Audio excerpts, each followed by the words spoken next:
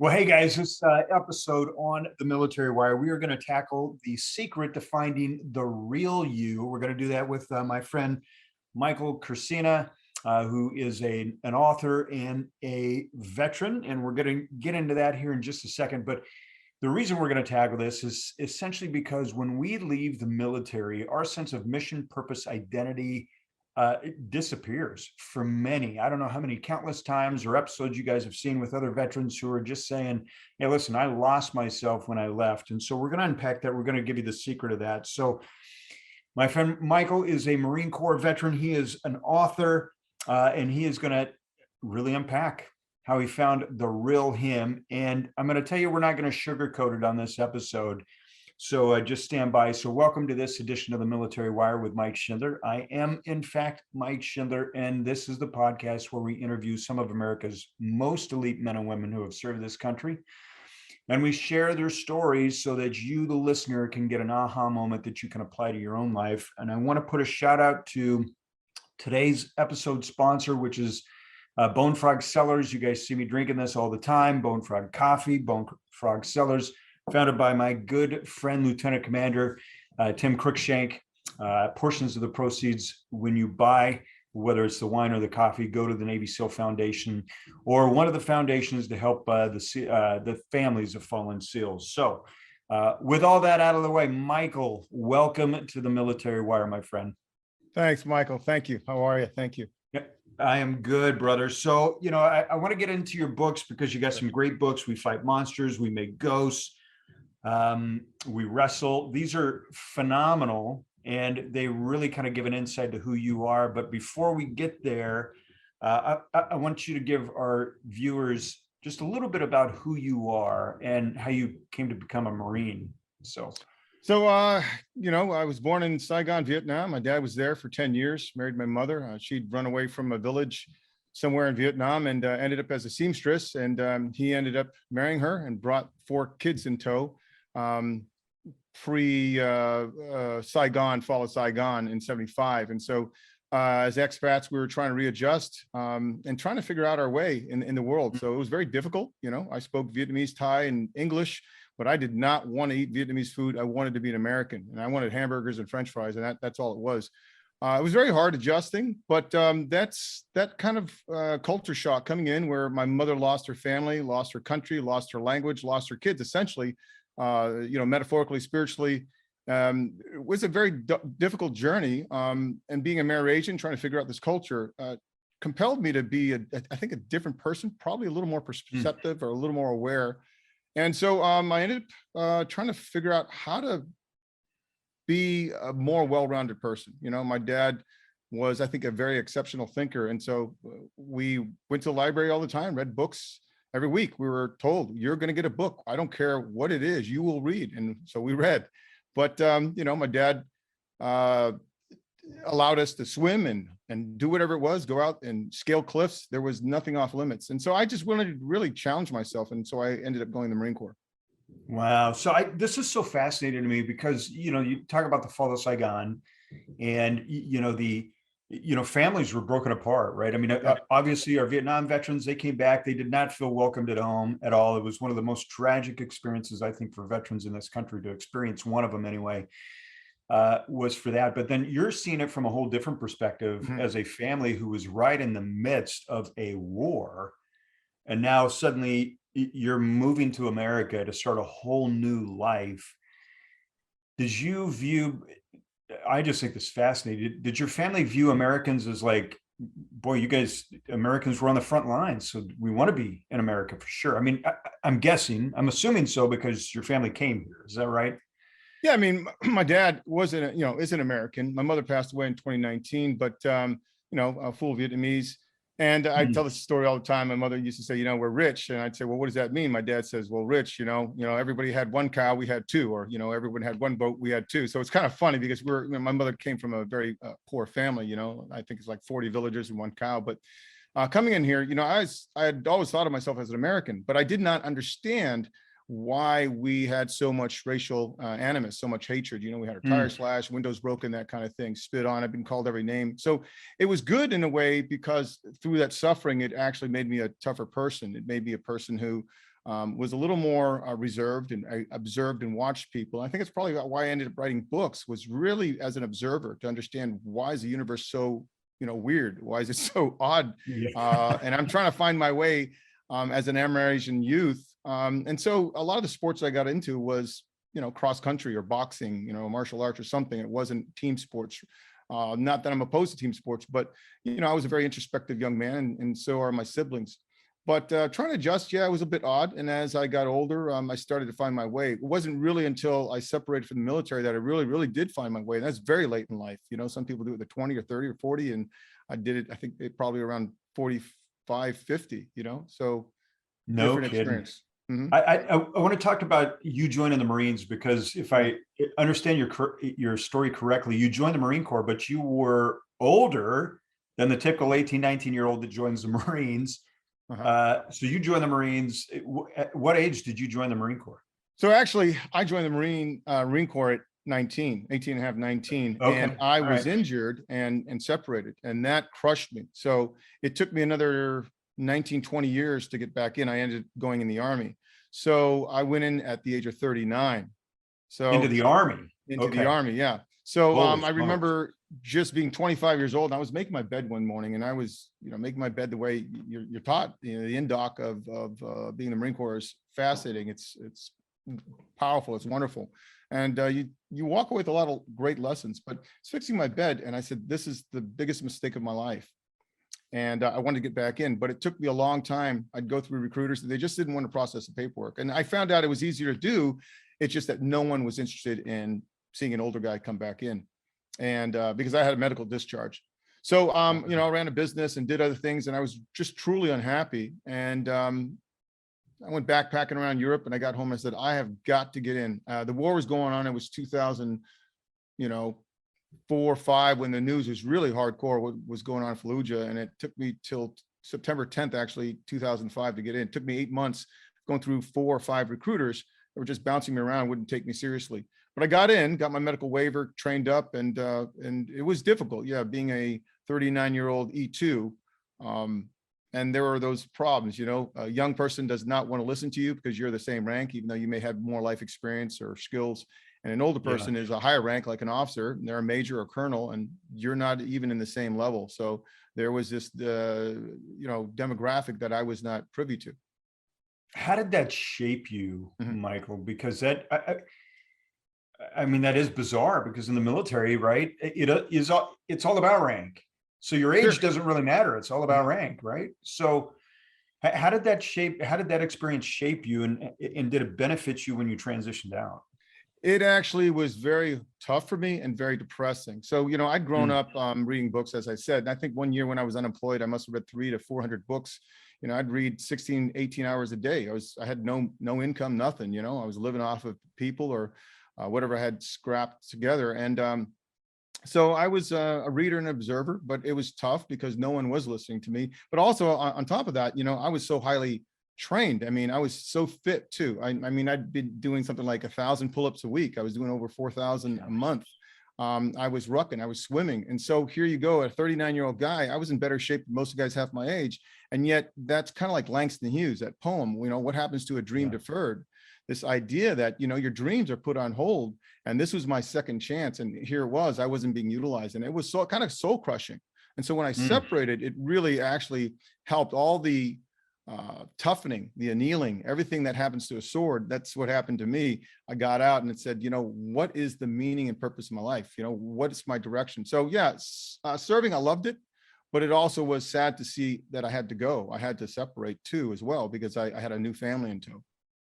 So, gosh, I could probably keep you on for hours. I mean, this is because there's so much here to unpack. So your transition experience, you get out, Yeah.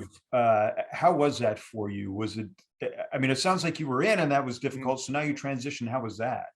Well, I was in, and I loved being in Iraq. I loved being on a team. I loved my teammates, and that was great. But I wanted to do more, and I wanted to do a lot more, and I just couldn't. And that's just what happens when you have that kind of rank, and wherever you end up with circumstances, whatever area of operation you are, whatever the mission is. But I had a new family in tow with 3 teens, and I married a wonderful woman with 3 teens, and they didn't want a stepdad, and we had to figure out that and a job. So it was in a downturn. I think I put out about 120 resumes in 1 month and had heard nothing. It was just 2008 when I separated almost. Well, I knew it's no 2009. So had to figure it out. I ended up moving furniture for $10 an hour. And that's funny because Nick Balcom hired me on, and I was making $10 an hour for 2 Marines moving, 2 Marines in a truck.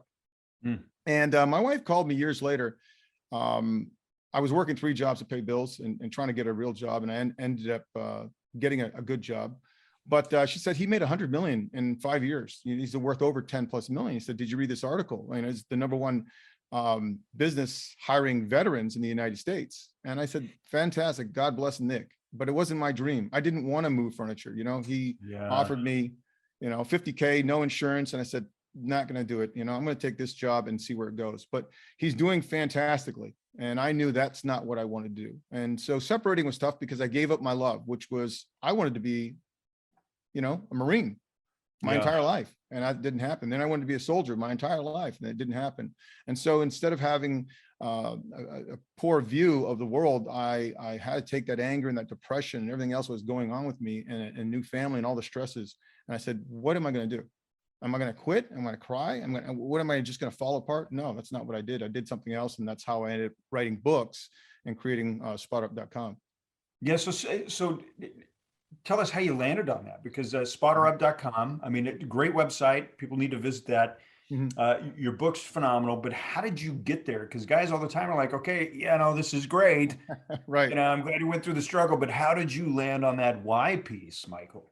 So I was working in security. I was working with a bunch of guys who thought they were just, you know, ninjas. And, you know, and I thought, well, you know, you guys aren't. And the thing is that, you know, there are a lot of people with a lot of great skills. And I thought, well, why don't I come with a blog or something? You know, it was kind of stewing in my head for a minute. And I thought, you know, maybe I could teach people some of my skills, because there were guys out there who were just bragging about how great they were, and they're just insulting everybody else. And I thought, well, why do we want to insult the young guy who's an airsofter? Maybe he wants to get into the military. Why do we want to insult the overweight guy who might want to lose weight? We can't presume that, you know, they're just terrible people. Maybe they have something to offer. And I felt that all of us have something to offer. But anyhow, my wife told me, you know, you either better work out your issues or we're going to get a divorce. And I didn't want to go to counseling, you know. I had a lot of emotional issues, and I had a lot of frustrations, and I wasn't making money, and I wasn't moving up the corporate ladder. Nothing was happening for me. So I went to a doc who's a fantastic friend now, Dr. Stephen Band, who is the retired FBI agent who created the bot unit that was for FBI agents who go undercover for either tracking down pedophiles or serial killers or whatever it may be, just undercover jobs. And the bot unit was to help them decompress. But he also was the chief of the behavioral science division. My wife found him online, and we went into his office and started going. And she was going, and I think maybe I went for about a year. And one day I told him, I said, I have all these dreams. I have all these hopes and desires. He says, build it, do it. What do you want to do? And I said, maybe you'll do a website. He said, go do it. So I went home on a Saturday, built the website, came back the next Saturday. I said, I built it. He said, what'd you build? I said, a website. He said, what? And I said, yeah, it's called SpotUp.com. So he couldn't believe it because it was so big.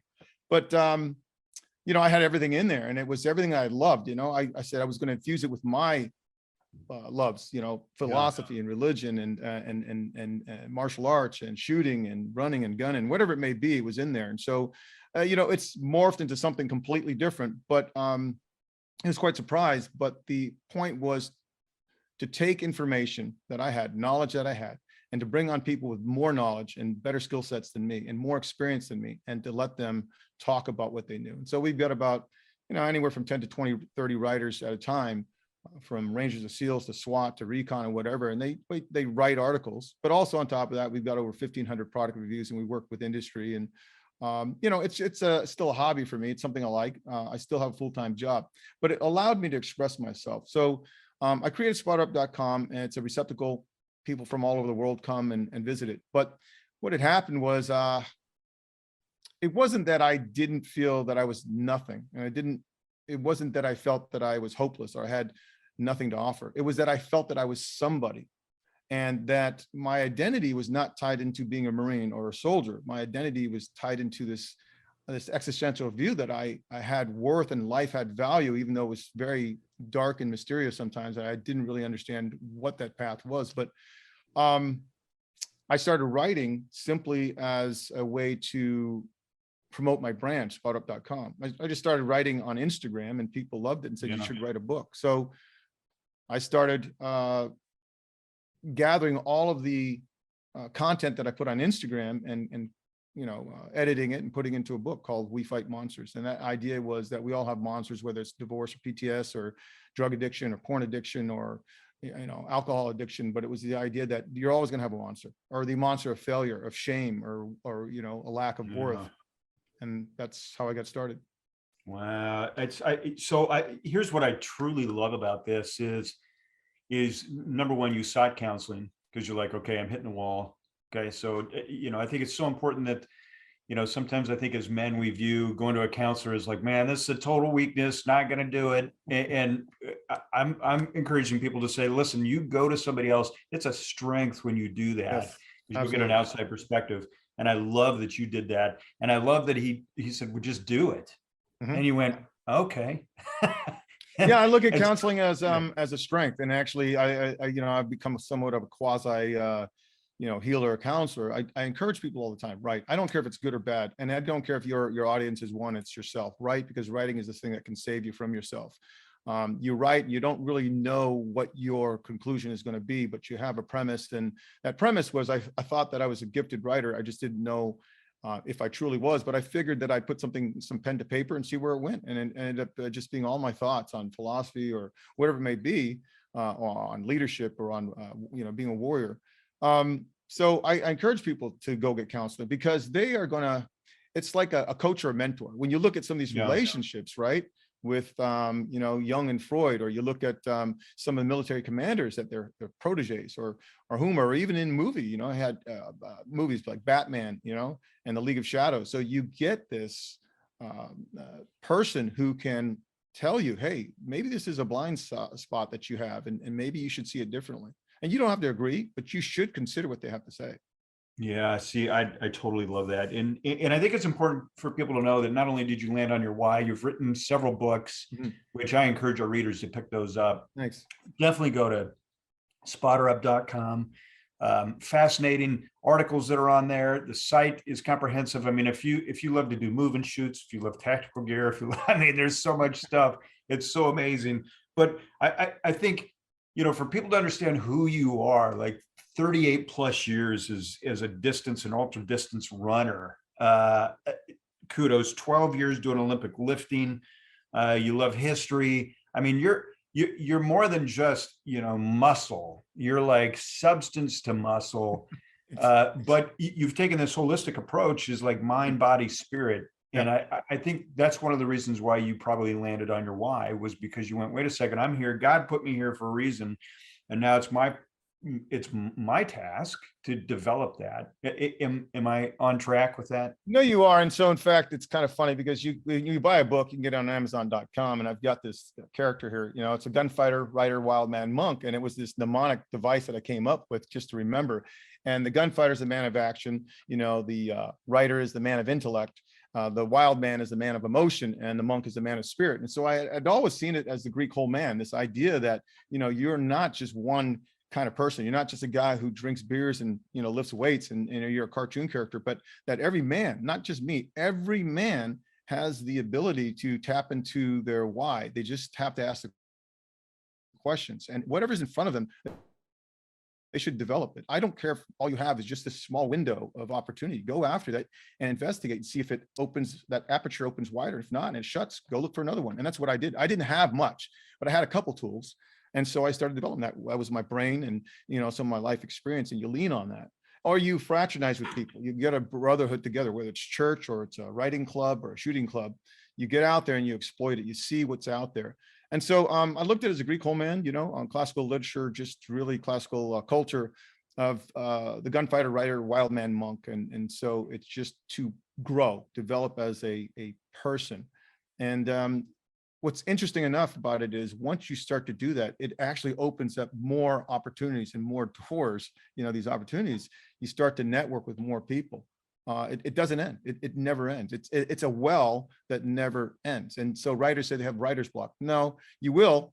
And I've had where I had no ideas for 20 years. I was dry. And then all of a sudden it just comes and it comes and it comes. And you just have to take it as it comes. I love it. So Michael, where can people find you? Like certainly spotterup.com, but where else? How can they find you? How can they get your books? How can they track you down? So you can get the books at spotterup.com and it'll take you to SpotUp Shopify. You can also find it at Amazon and just look up those names. We Fight Monsters, We Make Ghosts, and We Wrestle Silently. And also I'm on Instagram under SpotterUp. See, I love that. Well, Michael, I want to say thank you for sharing your story. It's such a fascinating story. I know we could probably talk for hours. Yeah, there's so much to unpack. But I really am going to encourage our listeners and our viewers to really check it out, because I love your story. I mean, you took things on, you took, the muddy mess of life and you did something with it. And I think that's so important for those of us who have served to realize that, life might not give you a full deck. It might give you a bad hand, but it's your job to figure it out because you're called to do something. And I think you're the epitome of that. So I just want to say a sharp salute to you on that. Thanks, Michael. Appreciate that. Yeah, absolutely. So if you're interested, check out spotterup.com. Be sure you guys check those out. Michael is a plethora of information. And for those of you who are looking to identify your next mission, purpose, identity, and you want to get in relationship, we'll help you do it. You can check us out here at operationmilitaryfamily.com. So again, Michael, thanks again for being on the Military Wire. Thanks, Mike.